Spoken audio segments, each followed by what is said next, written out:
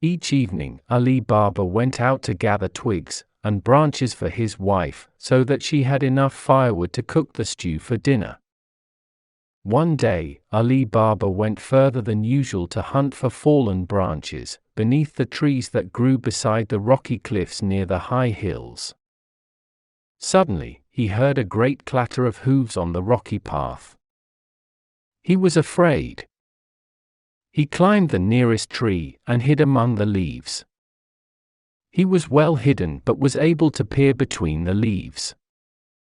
He was astonished to see a long line of men on horseback, riding one behind the other. Ali Baba counted them as they rode beneath the tree where he hid. 1, 2, 3, 4, and many, many more, until he had counted 40. Finally, the 40 riders reached a cliff face. They dismounted and removed the saddlebags from their horses' backs. Ali Baba noticed that the bags were bulging. Perhaps the bags are full of treasure, thought Ali Baba. These men are thieves and robbers. Maybe they are about to hide their loot. The thieves lined up behind their leader. They were right in front of the steep rocky cliff. How silly! Ali Baba thought. There is nowhere to hide treasure here. At that moment, one of the riders spoke loudly. "Open Sesame," he cried. Suddenly, a secret door in the rock opened. The 40 riders entered a hidden cave. They were going to hide the treasure they had stolen. When they were all inside, the leader shouted, "Close Sesame." The secret door closed again with the thieves hidden safely inside. Ali Baba waited, hidden in his treetop, until the riders came out of the cave again. He counted carefully to make sure that they were all out. 1, 2, 3, 4, and many, many, many more until he reached 39. Last of all came the leader.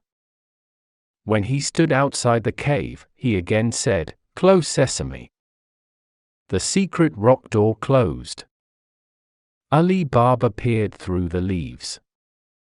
He was amazed to see how perfectly the door fitted into the rock. The thieves put the empty saddlebags over their horses. Then they set off, one by one. Ali Baba counted to make sure that they had all gone. 1, 2, 3, 4, and many, many, many more until he reached 40. Then he listened until he could no longer hear any hooves clattering. He was safe. Ali Baba climbed down the tree and walked up to the rocky cliff. He was curious to discover if the magic door would open for him if he said the special word. Would he be brave enough to try? Ali Baba stood there. He looked at the rocky cliff. He thought about all the treasure in the cave, and he thought about the 40 thieves. He couldn't hear anything at all. At last, he decided, I must be safe now. So I shall be brave and say the magic words out loud. Then Ali Baba went close to the rocky cliff. "Open Sesame," he said. The door opened. Ali Baba could see steps leading down. Little lamps of burning oil lit the stairway. He was just about to descend the steps when he remembered. The leader of the thieves had spoken 2 words to close the magic door. Ali Baba decided that he should shut the magic door too. It would not be a good idea for anyone else to see the entrance to the cave of treasure. "Close Sesame," he cried, and the magic door slid shut. After that, Ali Baba crept down the stone steps until he reached the treasure cave. He gazed all around in amazement. There were thousands of sparkling jewels in great heaps, diamonds, rubies, emeralds, and every other sort of precious gem. Then there was gold. Ali Baba's eyes grew wide in wonder when he saw the vast piles of gold coins.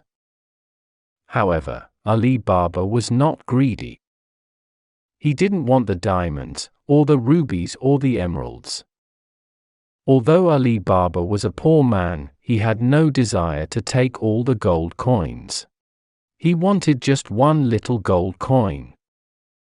It would be enough to buy food for himself and his family. So Ali Baba took one small coin and ran back up the stone steps. At the top, he took a deep breath. "Open Sesame," he gasped. Immediately the magic door opened. With a sigh of relief, Ali Baba hurried outside. Then he turned and called out the magic words. "Close Sesame." The door slid shut. Ali Baba was safe. However, there was something Ali Baba did not know. His brother, Qasim, had also come to find firewood. Qasim had seen Ali Baba come out of the cave and speak some magic words. He had seen the magic rock door close. "Oh, Ali Baba. My brother. What is this magic that I have just seen?" Ali Baba told his brother everything. He warned Qasim that the 40 thieves might return any minute. So they both gathered up armfuls of firewood, and they hurried home, each to their own house. Ali Baba was pleased to have his one small gold coin. His wife was also pleased to have one small gold coin. However, in the house next door, Qasim was not pleased. He was greedy. Qasim told his wife all about his younger brother's adventure. His wife was not pleased. She was just as greedy as her husband. "Qasim," she said, "go back to the rocky cliffs and say the magic words. Go down into the cave and fetch me some jewels and gold coins. I want lots of large gold coins." She gave him a large bag to carry all the treasure. Qasim did as his wife had said. He took the bag and ran back to the rocks. In front of the cliff, he said the magic words. "Open Sesame." When the secret door opened, Qasim hurried inside.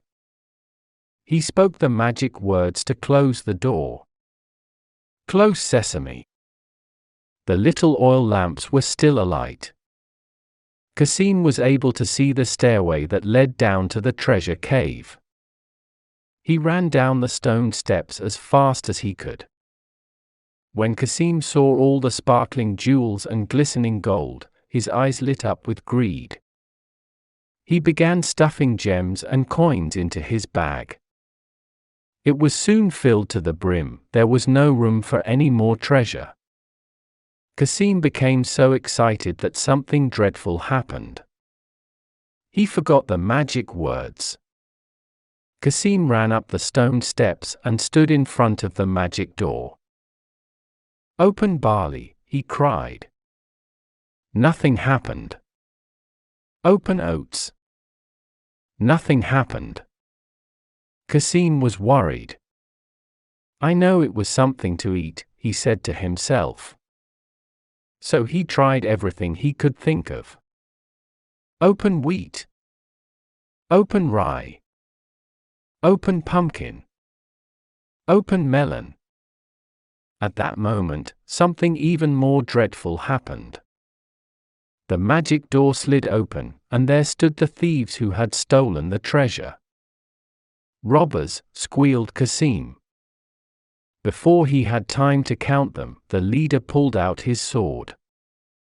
He threatened Qasim with his sharp curved blade. The thieves' leader saw that Qasim's was bag bulging with their treasure.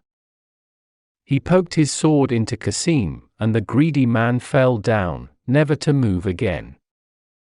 That night Qasim's wife became worried when her husband didn't return home with any treasure. She went next door to Ali Baba. Ali Baba listened to her story, and he feared the worst. "I had better go and find him," he said to her. He was afraid that the thieves had found Qasim. Ali Baba took a lantern and went up into the Rocky Mountains to look for his brother.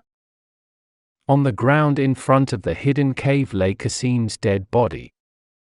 Ali Baba lifted his brother and carried him back home so that the family could bury him properly. The next day the thieves returned to their hidden cave with more treasure that they had stolen. The thieves' leader expected to see the lifeless body of the man he had killed, but it wasn't there. "Stop! Wait!" the leader cried. He bent down to study the ground, and he was able to see the tracks from where the body had been taken. "We must hide our treasure quickly," he cried out to the others. "I must follow these tracks. It seems as though someone else knows of our secret hiding place. Go home and sharpen your swords. Be ready for a fight tomorrow. Hire a large cart and a strong donkey. Buy 39 large olive oil jars that are big enough to hide inside. Make a hole in each lid so that you can get fresh air into the jar to breathe. Make sure everything is ready and then meet me here tomorrow at daybreak." While the 39 robbers did as he had said, their leader followed the tracks all the way to Ali Baba's house. "When I come back tomorrow," said the thief to himself, "I shall pretend to be a seller of fine quality olive oil. I shall park my cart of olive oil jars in this man's yard, and I'll go and knock on his door. When I shout, 'Olive oil,' my thieves will come rushing in with their swords drawn, ready for a fight." Little did the man know, Ali Baba's maid, Morgiana, had come quietly out of the back door of the house. She overheard every word that the man muttered to himself. He continued talking to himself. "In my cart, I shall have 39 olive oil jars. In each jar, I shall have a man armed with a sharp sword." The man gave an evil laugh. "When the man inside opens the door, he won't know what hit him." Morgiana crept back into the house to tell Ali Baba what she had overheard. She began by saying, "I have a plan," and then she told Ali Baba what her plan was. The next day, early in the morning, the thieves met up with their leader. There were 39 enormous jars on the cart. A man hid in each empty olive oil jar. Their leader put a lid on the top of each jar. A sturdy donkey pulled the heavy cart to Ali Baba's house. The thieves' leader parked his cart in Ali Baba's yard. Then he went and knocked on the door. Ali Baba opened the door. "You're an olive oil merchant," he said. "Splendid, that is just what we need. I shall buy a jar from you. I will pay you a good price, but first, come in and have a drink with us." The man happily accepted a drink, but he didn't know that Morgiana had put sleeping powder into the liquid. Morgiana crept into the yard. She was carrying a dish of soft cheese, and she used it to plug all the breathing holes in the jars. When the thieves had no more fresh air to breathe, they collapsed into the bottom of their jars. Morgiana then ran to the house of the village sheikh. She knocked politely on the door and told her story as soon as she was taken inside. Evil men came to the house of Ali Baba. They came armed with sharp swords to kill him, but I have managed to trick them and trap them. They are the ones who have been robbing the travelers on the road to our village. They have been stealing from people in all the towns and villages near here." The sheikh called on the guards. They went to Ali Baba's house and captured all 40 thieves. "My dungeon is deep and has many chambers," said the sheikh. There is plenty of space to keep them there for a long, long time. Bread, water, and a hard stone floor, that's good enough for them. Then the guards went with Ali Baba to bring all the treasure back to the village. The sheikh tried to return all the jewels and all the money to their rightful owners. In the end, there was still some treasure left over. So the sheikh shared what remained with Ali Baba and Morgiana. Ali Baba's son fell in love with Morgiana. She eventually married him, and so this story had a happy ending for Ali Baba and his family.